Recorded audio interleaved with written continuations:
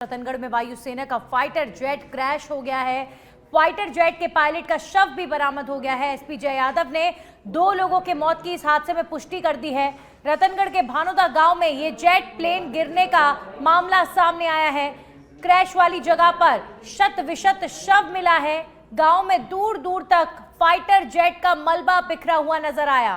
प्रशासन के अधिकारी और यहाँ पर तमाम पुलिसकर्मी मौके पर पहुंचे और अभी फिलहाल पूरे मामले को लेकर यही जानकारी आ रही है कि अचानक से प्लेन क्रैश हुआ। रतनगढ़ में वायुसेना का फाइटर जेट क्रैश होने की खबर आ रही है, जिसमें 2 लोगों की पुष्टि हुई है। पायलट का शव शत विशत हालत में बरामद हुआ है।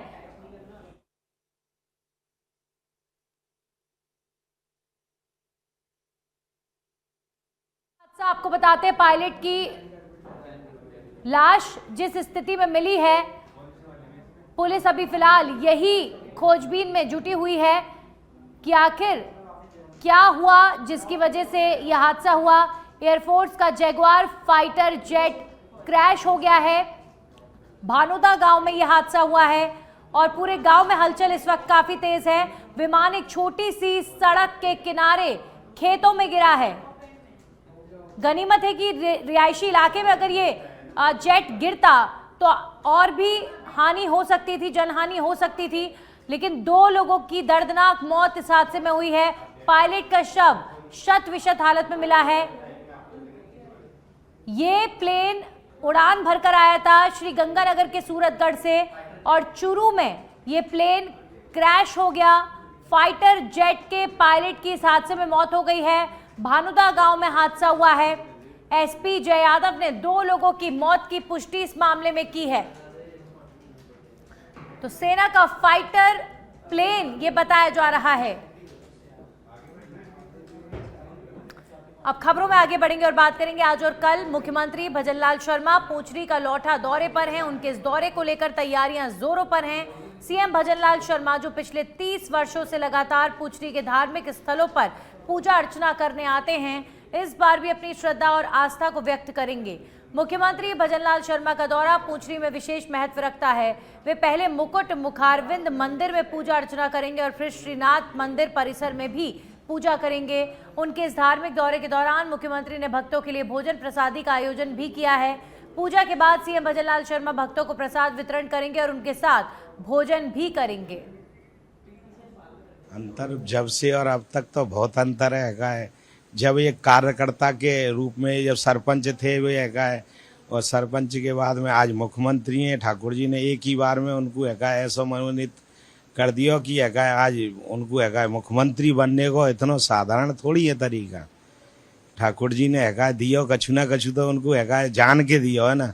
यहाँ को ब्रज को भी विकास होना है। ठाकुर जी यहाँ विराजेंगे, यही के लिए उन्हें स्थापित किया ठाकुर जी ने। उनकी पूजा आस्था में कोई फर्क आया? नहीं, वो पूजा आस्था और ज्यादा पहले से ही ऐसी है। पहले तो वो 9 दिन रह के यहाँ बिल्कुल निरान्न नहीं खाए के यहाँ भजन पाठ पूजा करते थे। पहले से ही रहे वे यहाँ।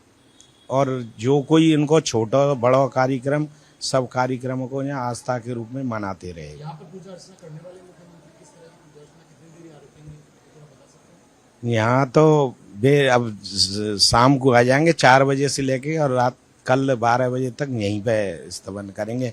और ये जितने भी गिरिराज जी के परकमार्थी आ रहे हैं सबको है वो खानो पीनो सब व्यवस्था है। मुख्यमंत्री जी प्याऊ पहले से ही लगाते आए और आज भी लगा रहे हैं।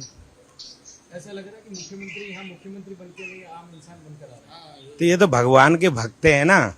भक्त तो कुछ साधारण तो है नहीं। वो भी है एक स्वामी गोविंद स्वामी जी के परिवार के परकर गए, जो अष्ट छाप के कवि हुए हैं ठाकुर जी। सूरदास, कुम्मनदास, कृष्णदास उन्हीं के परकर में थे, तो वो तो साधारण है नहीं ना। तो कछ वहीं मोईगला कस्बे के श्री पायरा हनुमान मंदिर पर लोकसभा अध्यक्ष ओम बिरला की ओर से करवाए गए तालाब निर्माण कार्य के बाद अब रोजाना कस्बा वासी तलाई में संचालित बोट का आनंद लेते नजर आ रहे हैं। यहां पर स्थानीय जनप्रतिनिधियों की ओर से भी लाखों का विकास कार्य करवाया जा चुका है। वहीं अब ये स्थान पर्यटन स्थल के रूप में अपनी पहचान बना चुका है।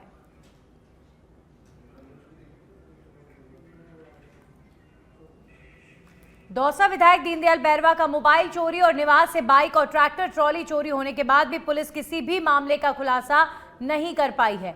दौसा विधायक दीनदयाल बैरवा ने सोशल मीडिया प्लेटफॉर्म एक्स पर पोस्ट कर जानकारी देते हुए लिखा है कि दौसा पुलिस ने किसी मामले का अभी तक खुलासा नहीं किया है। चोरी के मामले को लेकर नेता प्रतिपक्ष टीकाराम जूली ने भी एक्स पोस्ट कर पुलिस पर सवाल खड़े किए। ऐसे में जिला कांग्रेस कमेटी के तत्वावधान में कांग्रेस कार्यकर्ताओं ने दौसा पुलिस अधीक्षक सागर राणा को ज्ञापन सौंपा है। पुलिस अधीक्षक सागर राणा ने जल्दी सभी मामले का खुलासा करने का आश्वासन दिया है। असल में कुछ चोरियां हो रही थी, कानून व्यवस्था की स्थितियां थोड़ी ख़राब चल रही थी और जनप्रतिनिधि हमारे जो विधायक हैं उनके यहाँ भी मोटरसाइकिल और वो ट्रैक्टर ट्रॉली वगैरह चोरी हुई है। तो इससे क्या है कि अपराधियों का हौसला बढ़ता है।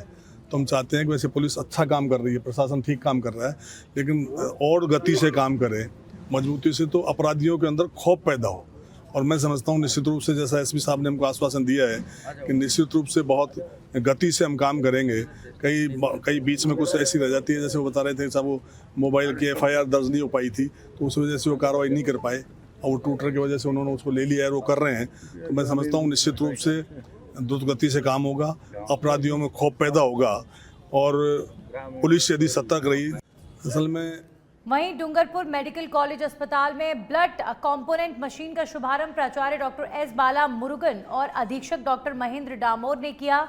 उपाधीक्षक डॉक्टर कौस्तुभ सिंह ने बताया है कि केंद्रीय स्वास्थ्य मंत्रालय की ओर से डूंगरपुर ब्लड बैंक को ब्लड कंपोनेंट सेपरेशन का लाइसेंस दिया गया है और इसके बाद से ब्लड कंपोनेंट को अलग अलग करने के लिए करीब 25 लाख की अलग अलग मशीन राजमिस की ओर से उपलब्ध कराई गई हैं। इन मशीनों के साथ ही स्टोरेज फैसिलिटी की व्यवस्था भी की गई है। कंपोनेंट मिलने से एक तो अभी डेंगू मलेरिया वगैरह के टाइम पे हमें प्लेटलेट्स वगैरह की ज़रूरत पड़ती है, जिसके कारण मरीजों को बाहर भेजना पड़ता है, वो अब नहीं भेजना पड़ेगा और यहीं पे सारी सुविधा हो जाएगी और एक रक्त कम से कम 3 व्यक्तियों के काम आएगा, क्योंकि इसमें पैक सेल्स अलग हो जाएंगे, प्लाज्मा अलग हो जाएगा और प्लेटलेट अलग हो जाएंगे। वो एक रक्त 3 जनों के काम आएगा। मशीनें ब्लड आने के बाद में हमें सेंट्रीफ्यूज मशीन होती है, उसमें सेंट्रीफ्यूज हो जाता है, उसमें तीनों पार्ट्स अलग करके प्लाज्मा को -80 डिग्री पे रखा जाता है, RBCs को 2 से 8 डिग्री पे रखा जाता है, प्लेटलेट को 2 से 22 से 24 डिग्री पे रखा जाता है। इनके अलग अलग मशीन है। राजस्थान के वरिष्ठ और अनुभवी पत्रकार श्रीपाल शक्तावत ने सच बेधड़क परिवार में न्यूज डायरेक्टर के रूप में कार्यभार संभाला। राजस्थान ही नहीं, पूरे भारत के जाने माने पत्रकार श्रीपाल शक्तावत ने न्यूज डायरेक्टर पद पर ज्वाइन किया है और इस मौके पर सच बेधड़क मीडिया समूह के founder and editor in chief Pandit Vinayak Sharma ने श्रीपाल शक्तावत का स्वागत किया। वाइस प्रेसिडेंट कार्तिक शर्मा और नेशनल बिजनेस हेड भंवर भीम सिंह भी मौजूद रहे। इस मौके पर श्रीपाल शक्तावत ने पत्रकारिता में अपने अनुभव को भी साझा किया। तो सच बेधड़क परिवार का हिस्सा बने हैं श्रीपाल शक्तावत, वरिष्ठ और अनुभवी पत्रकार हैं और जाहिर तौर पर उनके सच बेधड़क परिवार में शामिल होने से बहुत सारी उम्मीदें और बढ़ी हैं। पंडित विनायक शर्मा जो फाउंडर और एडिटर इन चीफ हैं सच बेधड़क के, उन्होंने स्वागत किया और ये स्वागत की तस्वीरें इस वक्त आप देख रहे हैं। पवित्र बाबा अमरनाथ बर्फानी की 3 जुलाई से शुरू हुई यात्रा के दौरान श्रद्धालु लगातार बाबा बर्फानी के दर्शन कर रहे हैं और इसी क्रम में इटावा क्षेत्र के 40 से अधिक यात्रियों के जत्थे रवाना किए गए। श्री हनुमंत जन जागरण सेवा समिति इटावा के कार्यकर्ताओं ने माला पहनाकर बाबा अमरनाथ बर्फानी के दर्शन के लिए रवाना किया। राष्ट्रीय यूनियनों के संयुक्त मंच के आह्वान पर all India insurance employees association के बैनर तले भारतीय जीवन बीमा निगम के कर्मचारी हड़ताल पर रहे और इस दौरान LIC कार्यालय में सारे काउंटर बंद रहे, जिससे बीमा निगम का काम बुरी तरह प्रभावित हुआ। इससे यहां पर आने वाले लोगों को बिना काम के ही वापस लौटना पड़ा। हड़ताल के दौरान बीमा कार्मिकों ने केंद्र सरकार के खिलाफ जमकर नारेबाजी कर विरोध प्रदर्शन किया। साथ ही सरकार पर जन और श्रम विरोधी होने का भी आरोप लगाया। इस मौके पर कर्मचारियों ने केंद्र सरकार के नाम ज्ञापन भी सौंपा है। ये हड़ताल केंद्रीय यूनियन और हमारे यूनियन का ज्वाइंट फोरम बना है, उनके आह्वान पर 17 सूत्रीय मांगों को लेकर के ये गई है। उसमें प्रमुख मांगे हमारी यह है कि जो विनिवेशीकरण कर रहे हैं सार्वजनिक क्षेत्र का, उसके विरोध में है। इसके अलावा हमारा बीमा क्षेत्र में 100% FDI कर रहे हैं, उसको भी हम वापस लेने की मांग कर रहे हैं। इसके अलावा हमारी आम बीमा कंपनियां सार्वजनिक क्षेत्र की है, उनके विलय की मांग भी इसमें शामिल है। इसके अलावा किसान विरोधी जन विरोधी नीतियां हैं, उनके विरोध में भी है। सबसे बड़ी मांग ये है कि हमारी जो पुरानी पेंशन योजना है उसको बहाल करने की मांग भी है। इसके अलावा जो भी ये समान काम के लिए समान वेतन नहीं दे रहे हैं, उसकी भी डिमांड हम कर रहे हैं। और जो स्थायी प्रवृत्ति के जो काम है उसको ये ठेका प्रथा से करा रहे हैं, उसको हम बंद करना चाहते हैं। उसके लिए नई भर्ती प्रक्रिया इनको शुरू करनी चाहिए, क्योंकि जब तक नई भर्ती नहीं करेंगे तो काम को सही ढंग से कर नहीं पाएंगे। इसके अलावा श्रम संहिताएं जो इन्होंने नई बनाई उनको रद्द करने की मांग भी इसमें शामिल है, क्योंकि नई श्रम संहिताएं श्रम विरोधी नीतियां हैं। और इसके अलावा जन विरोधी जो भी नीतियां हैं उन सब के विरोध में हमारी स्ट्राइक आउट की गई है। हम सरकार से मांग करते हैं इन नीतियों को वापस ले और जन विरोधी किसान विरोधी जो नीतियां वो वापस लेकर ऐसी नीतियां बनाए जिससे आम जनता का हित हो, श्रमिकों का हित हो, इस देश का भला हो। जब तक ये चीजें ऐसी चलेगी देश का भला नहीं हो। और बुलेटिन में वक्त एक छोटे से ब्रेक का हो चला है, जल्द लौटेंगे।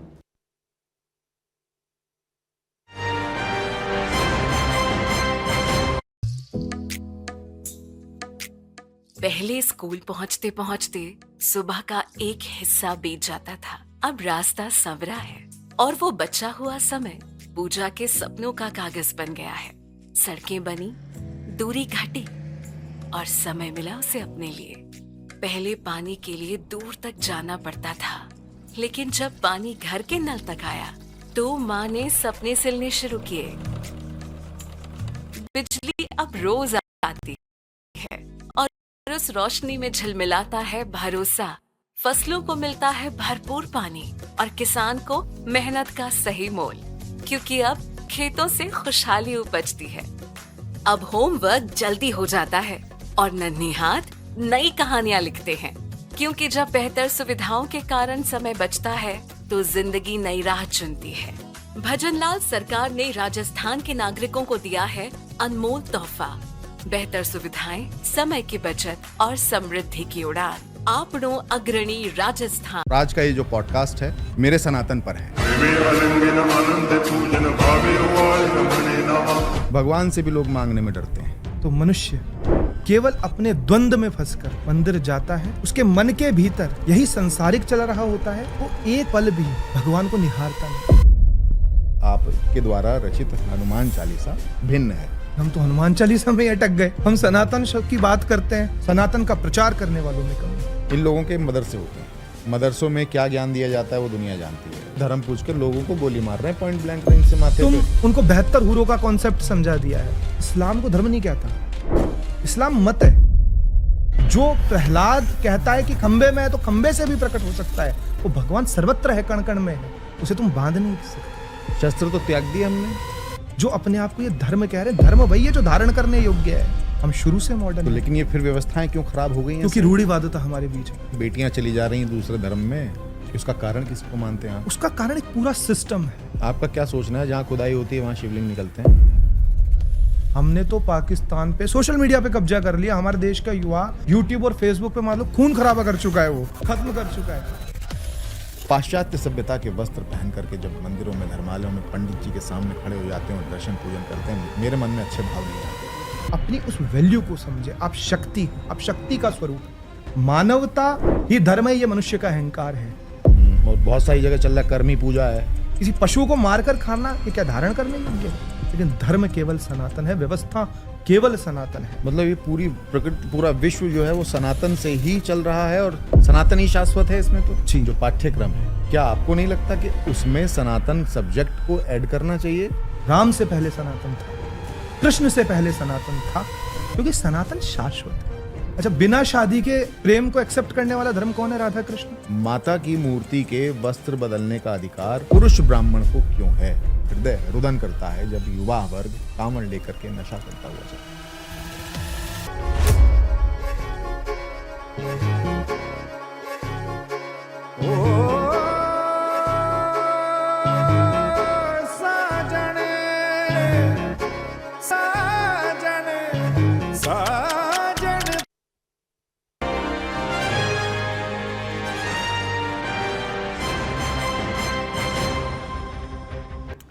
ब्रेक के बाद आपका स्वागत है। अब खबर 12 के शाहबाद से है, जहां पर शिक्षा मंत्री के गृह जिले में छात्राओं के स्कूल आने जाने के लिए रास्ता नहीं है।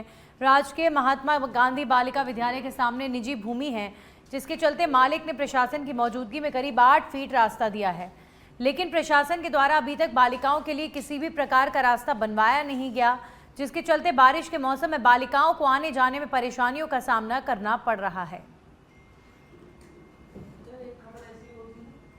विद्यालय के सामने दूसरे व्यक्ति की ज़मीन है, उन्होंने हमको 8 फीट रास्ता दिया है बच्चों को आने के लिए, लेकिन अभी तक कोई इसका पक्का कार्य नहीं हुआ है, तो बच्चों को परेशानी आती है कीचड़ की वजह से। दूसरी बात मैं ये भी कहना चाहता हूँ कि बच्चों की संख्या अधिक है और कमरे भी पर्याप्त नहीं हैं। 9th 11th 12th में बहुत बच्ची आती हैं हर साल और बैठने की भी समस्या आती है।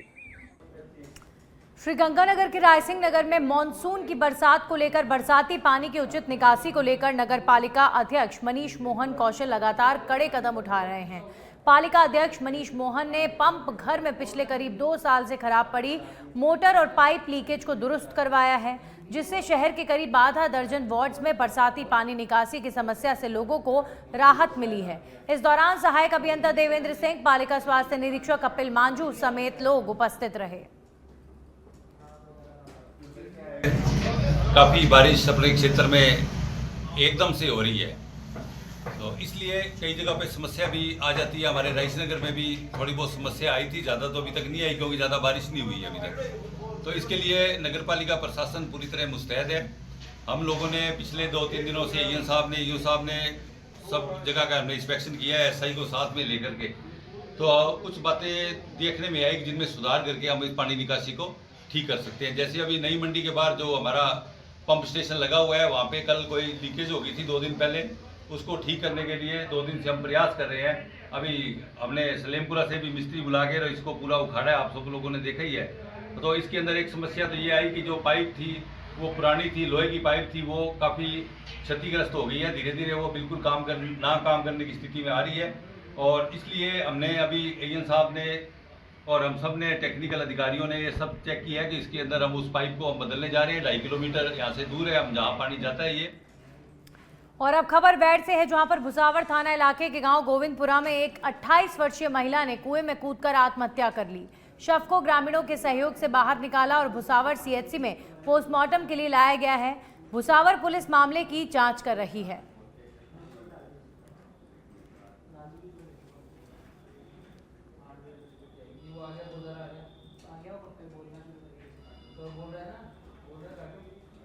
जिले के सबसे बड़े पीजी कॉलेज परिसर में अंत्योदय संबल पखवाड़े का समापन समारोह आयोजित किया गया और इस अवसर पर कालीबाई भील मेधावी छात्रा स्कूटी योजना एवं देवनारायण छात्रा स्कूटी योजना के अंतर्गत कुल 79 मेधावी छात्राओं को स्कूटी वितरित की गई। समारोह के मुख्य अतिथि चित्तौड़गढ़ विधायक चंद्रभान सिंह आक्या ने स्कूटी वितरण करते हुए छात्राओं को उज्जवल भविष्य की शुभकामनाएं दी। उन्होंने कहा कि प्रधानमंत्री मोदी और मुख्यमंत्री भजनलाल शर्मा के नेतृत्व में प्रदेश की डबल इंजन सरकार बेटियों की शिक्षा और स्वावलंबन को प्राथमिकता दे रही है।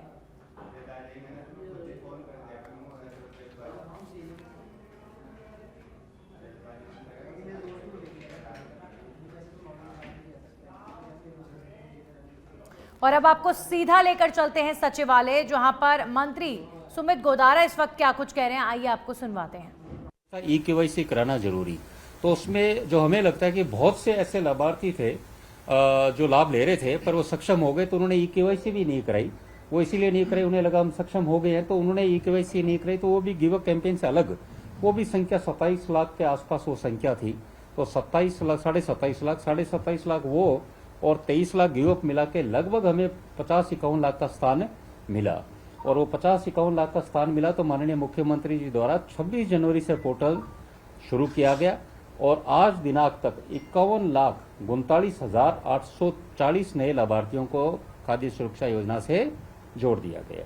अभी हमारे पास लगभग 1,80,000 के आसपास रिक्त स्थान है और हमारा जो एप्लीकेशन जो हमारे पास जो बाकी है 2022 और 25 की, जैसे कि आपको ज्ञात होगा कांग्रेस सरकार के समय पोर्टल खोला गया था पर नाम नहीं जोड़ पाए थे, सिर्फ पोर्टल खोला और पोर्टल फिर बंद कर दिया था। हमारा पोर्टल खुला है और ठीक है अभी स्थान पूरे हो रहे हैं, पर हम लगातार ये पोर्टल खुला रखेंगे ताकि जो गिव अप करते जा रहे हैं उनसे फर्स्ट इन फर्स्ट आउट के हिसाब से लोग आते रहे। तो उस हिसाब से हमारा प्रयास है कि सितंबर तक राजस्थान का प्रत्येक व्यक्ति जो वंचित है खाद्य सुरक्षा से, जो पात्रता रखता है, उसको खाद्य सुरक्षा का लाभ मिले। और ये बताते मुझे हर्ष भी है कि जो हमने क्षेत्रों से गाँव में और जो बात करी कि भी किस तरह के व्यक्ति जुड़े हैं इस बार, तो सबका ये कहना है कि 90% के आसपास, मैं 100 तो नहीं कहूंगा, पर 90% के आसपास वो वास्तव में व्यक्ति जो इस कैटेगरी में आते थे, जिन्हें आवश्यकता थी, वो इस योजना से जुड़े। इस योजना से न सिर्फ माननीय प्रधानमंत्री जी की योजना, प्रधानमंत्री गरीब अन्न कल्याण योजना से 5 किलो गेहूं मिलेगा, बल्कि माननीय मुख्यमंत्री द्वारा रसोई गैस सिलेंडर सब्सिडी योजना के माध्यम से 12 सिलेंडर 450 रुपए में उस परिवार को साल में मिलते हैं। तीसरा, मुख्यमंत्री आरोग्य आयुष्मान योजना के तहत उसे चिकित्सा लाभ।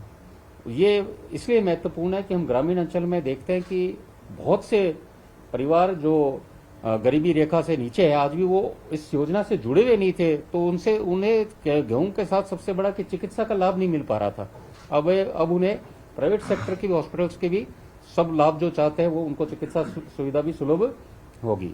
और चौथा, मुख्यमंत्री दुर्घटना सुरक्षा बीमा योजना, जिसके तहत किसी लाभार्थी की दुर्घटना में मृत्यु होती है तो 5 लाख तक की राशि मिलती है। तो ये 4-in-1 योजना का लाभ उस व्यक्ति को मिल रहा है। और मुझे आपके माध्यम से बताते हुए बड़ा हर्ष है, प्रेस के मीडिया के साथियों ने हमेशा सहयोग दिया।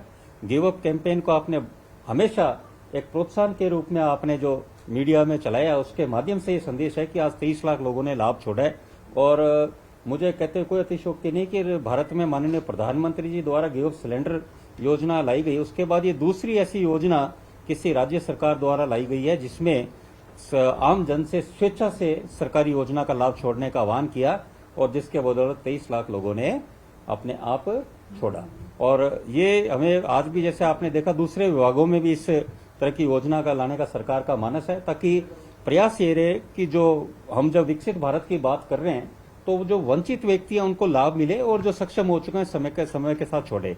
मैं आपके माध्यम से पुनः निवेदन करना चाहूंगा, जो सक्षम लाभार्थी हैं, कि आप अपना स्वेच्छा से नाम छोड़िए, ताकि आप जो नाम छोड़ेंगे तो उसके स्थान पर जिसको आवश्यकता है उसका नाम जुड़ेगा। आज के मोटा अनुमान लगभग ये है कि 15 लाख लाभार्थी अभी भी वंचित हैं। जो हमारे पास 3,86,000 एप्लीकेशन है, 3,86,000 एप्लीकेशन बाकी है, तो 4 का हम एवरेज मानते हैं एक परिवार का, तो लगभग 15 से 16 लाख लाभार्थी बाकी हैं जिन्हें हमें जोड़ना, और वो तभी जोड़ पाएंगे जब गिव अप में जो सक्षम लोग हैं वो छोड़ें। और हमारा यही प्रयास रहेगा कि सितंबर तक इन सबको हम जोड़ दें, और हम उस दिशा में बढ़ रहे हैं जहां प्रदेश में कि हमारे स्थान रिक्त हो, और जब भी कोई व्यक्ति पात्रता रखता है वो इस योजना में जुड़ पाए। इस योजना को और कारगर करने के लिए हमने जिला कलेक्टर्स को भी पावर दिए गए थे कि जिस तरह कई बार एकल महिलाएं होती है, कई विधवा महिलाएं होए, कोई परिवार जो इस योजना में समय लगता है, तो सीधा जिला कलेक्टर के पास जाकर अपना आवेदन करे और इस योजना से सीधा जुड़ पाए। तो ये भी एक हमारे द्वारा नवाचार किया गया। और साथ में माननीय मुख्यमंत्री जी को धन्यवाद देना चाहेंगे कि जो उचित मूल्य दुकानदार, हमारे 27,000 के आसपास उचित मूल्य दुकानदार है, उनका उन्होंने बजट में कमीशन तो बढ़ाया 10%, 150 रुपये 70 पैसे पर क्विंटल हुआ, बल्कि साथ में पहली बार ऐसा है कि हमने मई तक के सबके पेमेंट क्लियर कर दिया, जून का भी अब क्लियर हो जाएगा। तो ये पहली बार ऐसा हो रहा है, डीलर कमीशन परिवहन सबका पेमेंट क्लियर हो रहा है, नहीं तो हमेशा इसमें गैप रहता था। और साथ में विभाग द्वारा नई दुकानों की विज्ञप्ति भी जारी की गई है, और साथ में 1800 के आसपास जो दुकानें जो कि हमारे रिक्त है, दुकानें एग्जैक्ट आंकड़ा है इसमें 1800 के आसपास रिक्त दुकानें हैं, तो उनके लिए भी विज्ञप्ति हम जारी कर रहे हैं, ताकि कोई भी तो जो अटैचमेंट के नाम पर 2446 एग्जैक्ट संख्या 2446 जो संख्या है उसमें उनकी वैकेंसी विज्ञप्ति जारी करके, ताकि अगले 2 माह में कोई भी दुकान हमारी रिक्त नहीं रहे, क्योंकि उसमें अटैचमेंट के नाम पर कहीं ना कहीं थोड़ी सी कमियां रहती थी, तो वो नहीं रहे। इसके लिए सारी दुकानों की विज्ञप्तियां जारी की जा रही है। इससे न सिर्फ रोजगार मिलेगा, बल्कि उसको जो लाभार्थी है उसको भी अपने पास में समीप में अपने गांव में ही उसको लाभ मिलने का रहेगा। और विशेष में हम ये और कहना चाहेंगे कि हमारे सरकार द्वारा आने वाले समय में जिस तरह आधार बेस्ड फेशियल रिकग्निशन का भी हम विभाग लेके आ रहे हैं, ताकि उसमें और लाभ मिले।